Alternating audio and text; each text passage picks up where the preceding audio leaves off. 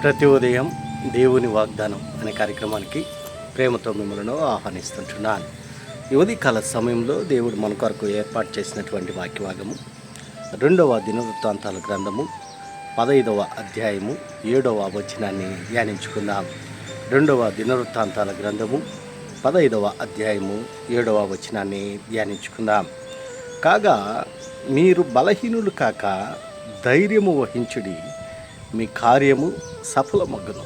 క్రీస్తునందు ప్రియమైన దేవుని బిడ్డలారా, ఈ ఉదయకాల సమయంలో పరిశుద్ధాత్మ దేవుడు మనకిస్తున్నటువంటి వాగ్దానము, కాగా మీరు బలహీనులు కాక ధైర్యము వహించుడి, మీ కార్యము సఫలమగును. ఈ యొక్క వాగ్దానాన్ని దేవుడు మనకును మన కుటుంబాలకును ఆశీర్వాదకరముగాను దీవెనకరముగాను మార్చునుగాక. ఈ యొక్క మాటల్లోని ఆత్మీయ సత్యాలను ఆత్మీయ అర్థాలను మనం గమనించినట్లయితే, ఆస యూదావారులారా బెన్యామీనులారా, మీరందరూ నా మాట వినుడి. మీరు యెహోవా పక్షపు వారైన ఎడల ఆయన మీ పక్షమును, మీరు ఆయన వద్ద విచారణ చేసిన ఎడల ఆయన మీకు ప్రత్యక్షమగును. మీరు ఆయనను విసర్జించిన ఎడల ఆయన మిమ్మల్ని విసర్జించును.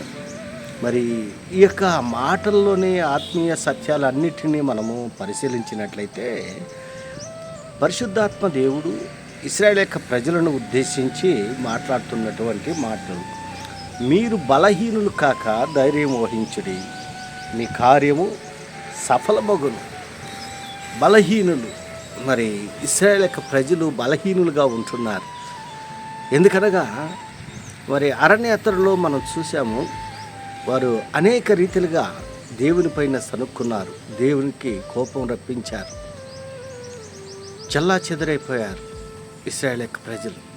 అయితే దేవుడు పితరులతో చేసినటువంటి వాగ్దానాన్ని బట్టి, ఆ యొక్క ప్రమాణాన్ని బట్టి వారు ఎంత సనుగుకున్నా, వారు ఎంత తిరుగుబాటు చేసినా దేవుడు వారిని కరుణిస్తూ ఉంటున్నాడు, వారిని ప్రేమిస్తూ ఉంటున్నాడు, వారి పట్ల దయ చూపుతూ ఉంటున్నాడు. ఎందుకనగా ఆయన కృపామయుడుగా ఉంటున్నాడు, కరుణామయుడుగా ఉంటున్నాడు, ప్రేమామయుడుగా ఉంటున్నాడు, ఆయన దయ చూపించేటువంటి దేవుడుగా ఉంటున్నాడు. బలహీనులు కావద్దు. దేవుడు మన పక్షమున ఉన్నప్పుడు మనము బలహీనులుగా ఉండేదానికి ఆస్కారం లేదు. ఎప్పుడైతే దేవుని మన పూర్ణ హృదయంతో, పూర్ణ మనస్సుతో, పూర్ణ ఆత్మతో మనం సేవిస్తామో, మనం ఆరాధిస్తామో, దేవుడు మన పక్షమున ఉంటాడు. దేవుడు వాగ్దానాలు చేశాడు.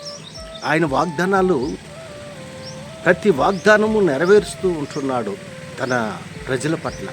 క్రీస్తునందు ప్రియమైన దేవుని బిడ్డలారా, దేవుడిని నమ్మినటువంటి బిడ్డలుగా మనం ఉన్నప్పుడు మనం బలహీనులు కాకుండా బలము కలిగి, ఆ బలము దేవునిలో బలముంటున్నది.